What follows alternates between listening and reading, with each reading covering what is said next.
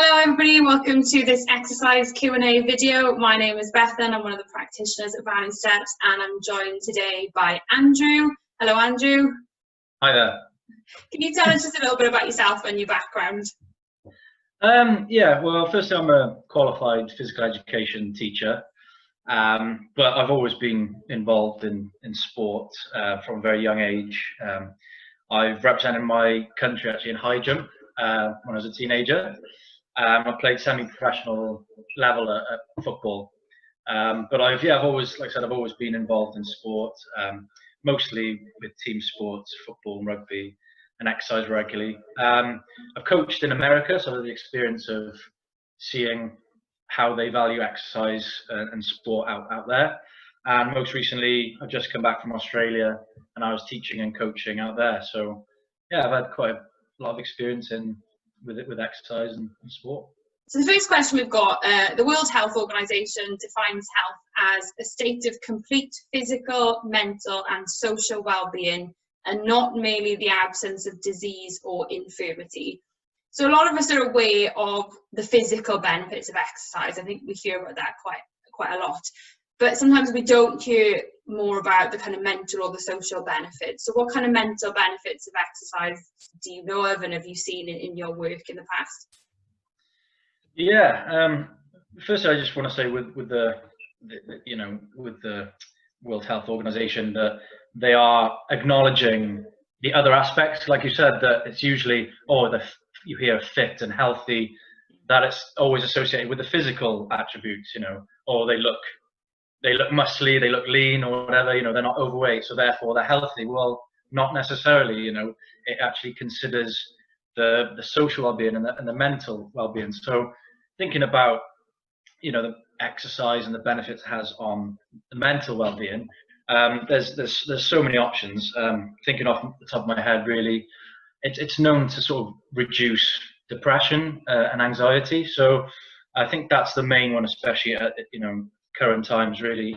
That sport is great in the sense that it can almost distract you from everyday life struggles. That you have that sort of escapism and that motivation and drive when you're in that moment, and it can take you away from all of your worries. So I think that is a really key one. But also sport, especially for me and my experiences, has helped my confidence and self-esteem. You hear these words, self-esteem, self-confidence. The one I like is self-efficacy. So self-efficacy is situational confidence. And that's definitely, if someone said now, oh, come and play for my football team, straight away I'd be like, yeah, no problem, I'll be the best player. I might not be necessarily confident in other avenues, sounds a bit arrogant that, but you have that inner confidence because of past experiences, that that you're good at something because you can remember times when you've scored a goal and things like that. So I think sport really it can benefit you, in terms of your psychological well-being, definitely through improving your confidence. And I think that only comes from good experiences. I've spoken to quite a few people, my mum included, that she was always picked last in the teams, when it was picking people out, and and that'll then have a detrimental effect to them long term. So I think it's really important to have positive reinforcement in and around sport, but that can, no matter what it is, whether they've caught the ball for the first time or, oh, excellent, giving that positive reinforcement can really help somebody from a young age. That's just my teaching side coming out now. That positive reinforcement is really good, but sport allows that. You see people that are not particularly confident in other areas of their life. They get on a sports pitch, or they might do an individual running task, and they're brilliant at it, and that's their thing, So yeah, I think sport and exercise definitely has a lot of mental benefits, really. I think the stress and depression stuff is really important, probably for a lot of people watching this who kind of follow us on social media. There's been some research that says that for kind of mild to moderate depression, so obviously not kind of the severe scale, but mild to moderate depression, regular exercise can be as effective for treating that as taking an antidepressant. Think about it, that's really substantial, isn't it? The fact that like this regular exercise can have the same benefits as taking that medication for people with that kind of mild to moderate depression. Plus, like you said, there's all the other benefits on top of it then that kind of go along with that. I've been, I regularly watch Sky Sports News and things like that, and the one I'm thinking of, Paul Merson, he's been quite open, saying he's, suffers with depression and alcoholism, but when he's on that football pitch for those 90 minutes, he doesn't think about all of his, demons, as he calls it, and he's, focused, and he's in the zone, and he's enjoying himself while he's doing it. So I wouldn't say sport and exercise necessarily is a cure for it, but it can certainly help in that moment and give you a reason to get out of the house and meet up with people. So I think it has such a vital role to play. I think people underplay exercise massively and think, oh, it's just to keep your heart ticking along. It has so many different, it's not just your physical, your heart, it's your brain and your mental well-being. Yeah, definitely. It's really interesting as well, like the way that you see kind of elite sports and other people who exercise regularly talk about that kind of like really in the moment thing that they get, in the sense that, a lot of us do go through life thinking about stuff that's not happening now, stuff that's happened in the past, or worrying about stuff that might happen in the future. But quite often, like I know when I'm exercising, you're just really focused on what you're doing there and then, and this other stuff just kind of falls away a bit. It's quite mindful, isn't it, really? You're kind of like in the moment with it. So we talked a little bit about the mental benefits there. So what are some of the social benefits of exercise? And if people generally exercise alone, like they run or they cycle or something like that alone, how can they find similar social benefits? Yeah, I mean, when you think of social benefits, it's usually linked to team sports. You think of that's obvious, because in a football team you've got 11 players, rugby 15, a squad 22. So that's 22 people that on a Saturday or Sunday, whenever you meet up with them, that you're going to interact with. So naturally you're going to get more social benefits from interacting with a team rather than individually, but you can get benefits individually. I've recently learned that with lockdown now, that football's not on the agenda, so I've turned a lot of my motivation and enthusiasm to running, individual exercising again. But I'm loving these apps at the moment, like Strava in particular, where you can give each other kudos. And is that how you pronounce it? Kudos? Yeah. We'll go with that. And so I'll go for a run. I'll get a PB in my 5 kilometers or 10 kilometers, and then I'm getting people that are giving me kudos on this app, and it just makes me feel a lot better. And I might even drop a message in, "Oh, thanks for that," and getting back in touch with them. And even though I'm not physically interacting with them and seeing them and running with them, or I'm getting that feedback from them. And I've actually got a WhatsApp group set up with my close friends who are, I wouldn't say they were that keen at exercising, but at the moment that is really their drive, and we're just motivating each other. It's lots of sometimes quite cringeworthy kind of philosophical, you can do it, that kind of thing, Rocky Balboa type stuff. But it really does spur us on, and we're all quite competitive human beings, and that helps. Some people aren't. Some people, hate the idea of competition. That's fine. But in my situation, because we've been brought up in a competitive environment, if so and so is getting that time, I have to beat it. And that just spurs me on. And even during my run, mentally, it'll give me that extra little push, that extra little drive.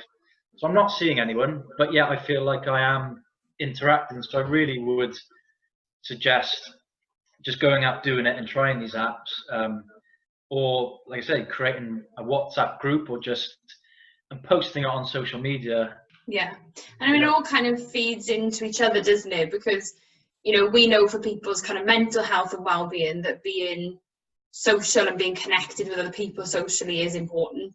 You know, we know that for our physical health, our mental health is also important. So it all kind of feeds each other. And like I said, it's kind of good that that definition is there now that kind of combines all this stuff together.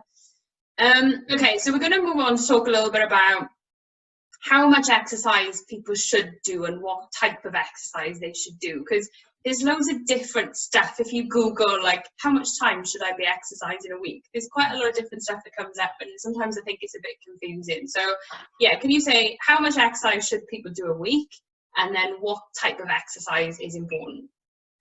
Yeah, like you said, you could Google it and then, oh, we should be doing this, and it contradicts itself. Oh, I should be doing 5 times 60, you should be doing 5 times 30, 150 minutes.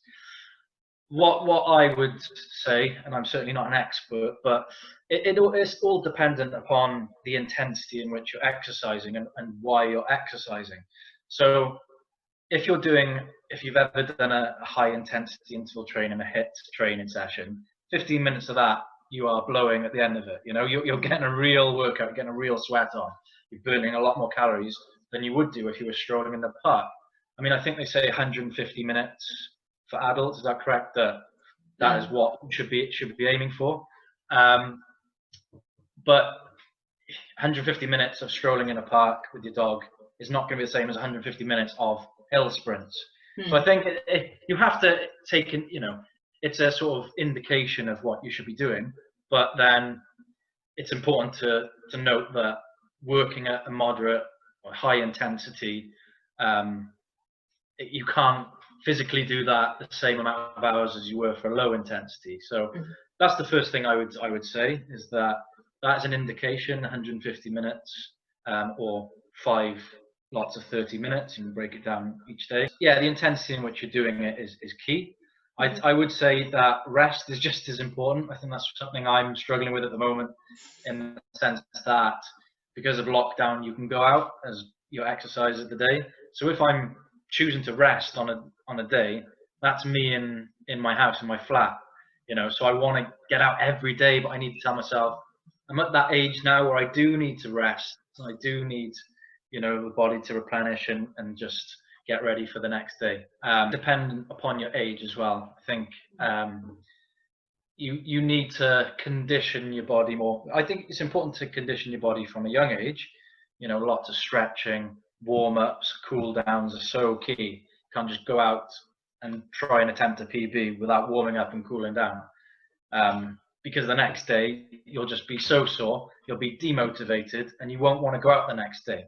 So warm up and cool down are essential in whatever you're doing. You can almost trick yourself into, you know, into exercising. If you know, yeah, they say 30 minutes of running. Like some people think that's not achievable. It has to be realistic. So you might start off and say, right, just go and hoover, vacuum your bedroom or your living room. You're exercising, you're burning calories. Trust me, doing a bit of gardening or hoovering, I build up quite a bit of sweat, you know. So it's not just you have to go out and you have to run or you have to lift weights for hypertrophy and build your muscles. That's not the case. You're exercising as you're doing physical things. Just using vacuuming as an example, because can be quite difficult to get into those areas. Painting, redecorating my flat, and I was absolutely knackered because I'm using muscles that I'm not used to when I'm running. So yeah, I just think it can be daunting for a lot of people, thinking I have to do 30 minutes a day. They might have attempted a 15 minutes HIIT, high intensity interval training, and gone, that was 50 minutes and I'm absolutely knackered, there's no way I can do it. Then they get demotivated and then they don't want to do it the next day. So just take it step at a time. You know, with anything, you take small steps, and once you build your confidence a little bit more, then you can go a little bit further or do a few more reps, and you will feel the benefit. But I just think, if I was given advice, again, I'm certainly no expert, but if you're starting something new or starting something from scratch, start very basic. You know, don't push yourself too hard, and then each time build it up. Do 5 minutes exercise, then do 10 minutes, then do 15. You don't have to do 30 lots of 5. You don't have to do 150 minutes, clock it, you know. Okay, so the last question then is all about motivation. So a lot of people know that exercise is beneficial. You know, we're told a lot, particularly like we said about the physical benefits. But sometimes the motivation is the struggle. So do you have any tips for how people can motivate themselves to get started, but also to stay in some kind of exercise routine? Yeah, I think this is the most important one. I think this is the one that no matter what age you are, no matter what ability you are, motivation is the toughest one. You know, you can almost talk yourself out of doing it every time if you wanted to. So motivation is really key. And I always think the first thing I would say is that you need to question, why am I doing this? What is your purpose for doing this? Everybody has different motivations. One person might have a goal in mind, in the sense that in 6 months' time they might have a wedding and they want to lose weight for that wedding. So that's their goal. That's what's keeping them drawing. They're thinking, why am I doing this? Because I want to look good in the pictures of the wedding, and I got no problem with that. Another person might go, need to get into this Olympics team at elite level. So that's a completely different motivation for them. Some people would just be, do you know what? I'm a bit sick of staying in my room, playing FIFA, eating junk foods. You know, as lovely as it tastes, I'm just a bit sick of that routine because I know it's not good for me, and I'm putting on weight, and you know, this isn't where I want to be. So their motivation might just be to get out and do something. So first thing I'd say is question, why are you doing it? Once you've realized what your motivation is, what's going to drive you on, you know, we all have it. I have it, you know, and I've always been involved in sport, and I love sport, exercising. You know, we all have those days where I'm like, can't be bothered today. We all have that. Then I think, well, why am I doing this today? And I think it's good to have a routine, a plan set out. You don't have to be really stringent and strict because you have to listen to your body at certain days. But if you have a plan, you go, right, this day, making yourself do it almost. You got, right, on Wednesday, I'm attempting a PB, or Wednesday, I have training, which I have to attend. So I think a plan and routine really helps. But what I think is really key, and what I go by every day, is goal setting. And it might sound cheesy, it might sound a bit naff, but trust me, it works. So the one it's actually in the GCSE curriculum that teach in physical education, called SMART. It's an acronym. So it's all about goal setting. So SMART. You've got specific, measurable, achievable, realistic, and timed. So with that, it just means that if you're saying, right, I found the motivation, I want to get out and I want to be fitter. I decided I'm sick of this, I want to be fitter. That's not really setting a goal, because although you have that idea in mind, you're saying, okay, I want to get out and do it. You won't achieve it, because what are you really achieving? How do you know that you're getting fitter? So being specific and measurable. So an example would be, in 6 months' time, I want to lose a stone in weight. You know, you've got, it's timed, you know, over which distance you want to, over the time that you want to do it. You've got a specific measurement you can go by, and then you can build. So that would be like a long-term goal, and then a short-term goal each day. I mean, I do it on the notes on my phone each morning. I say, right, today I want to do, I'm just going to have quite a low intensity run. Then the next day I'm going to have a rest, and then the day after that I'm going to go for a PB. I'm going to really push it to my limit. So each day I have a goal. It might not be, you know, the be all and end all each day, but it's building up to something. And I just think that if you set goals for yourself, and once you've achieved those goals, you think, oh, what do I do now? Well, set the next goal. You know, if your 5K is going to be under 30 minutes, and then you achieve that, try under 25 minutes, or try under 28 minutes, and then work down. So I think goal setting is really important, and questioning why you're doing this in the first place, and keeping that, you know, it's tough. It's tough when you've got a long-term goal like losing weight for a wedding. Each day you might lose that focus a little bit, but it's just reminding yourself and keeping daily goals, really.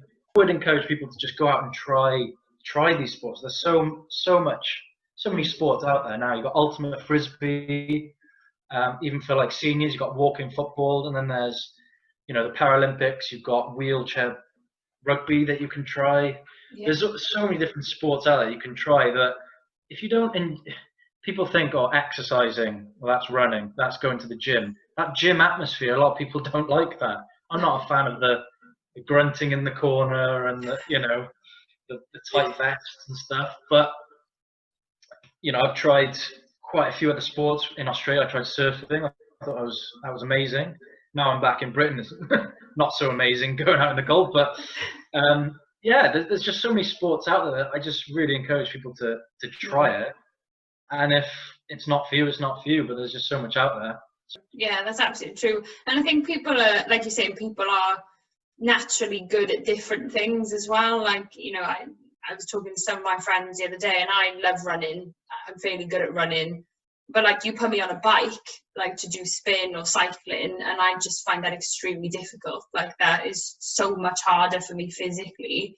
And probably because it's muscles that I'm probably not using as much when I run. But you got to kind of find that thing that you, like you say, you enjoy, that you feel good at, that you feel confident with. And that often is, you know, a huge motivator then.